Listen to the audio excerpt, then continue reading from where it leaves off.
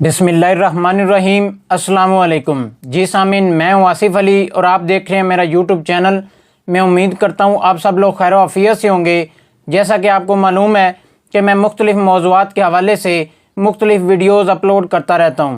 آج کا میرا موضوع نثر سے کیا مراد ہے۔ نثر عربی زبان کا لفظ ہے جس کا لغوی معنی پراگندہ یا بکھری ہوئی چیز کے ہیں۔ ایسی تحریر جو سادہ اور آسان فہم زبان میں ہو اور جو پیراگراف کی حیت میں لکھی جائے اسے نثر کہتے ہیں، مگر اصطلاح میں وہ تحریر جو منظوم نہ ہو بلکہ عام گفتگو کی طرح لکھی جائے اسے نثر کہتے ہیں۔ نثر کی وضاحت: نثر اس تحریر کو کہتے ہیں جس میں ان تمام چیزوں کا اہتمام نہ ہو، کیونکہ وزن شاعری کا وصف ہے، اور نثر میں ابہام بھی نہ ہو، کیونکہ اگر ایک جملے میں کئی معنی ہوں تو یہ نثر کا عیب ہوگا۔ نثر میں بات صاف طریقے سے بیان کی جاتی ہے۔ نثر کے لیے ضروری ہے کہ اس میں حقیقت اور واقعیت ہو۔ نثر کا بنیادی مقصد یہ ہے کہ اس سے وہ کام لیا جائے جو شعر میں آسانی سے ممکن نہ ہو۔ نثر میں وزن اور قافیے کی کوئی قید نہیں ہوتی، لیکن سنجیدگی، متانت، سلاست اور فصاحت میں بلند درجہ خیال ہو نثر کہلاتی ہے۔ یہ نثر ایک ایسی اصطلاح ہے جس میں مصنف، ادیب یا لکھاری بغیر کسی موضوع سمت کے اپنے خیالات کا اظہار کرتا ہو۔ نثر کی مندرجہ ذیل اقسام ہیں: سادہ نثر، سلیس نثر، مکفّہ نثر، مسجع نثر، رنگین نثر۔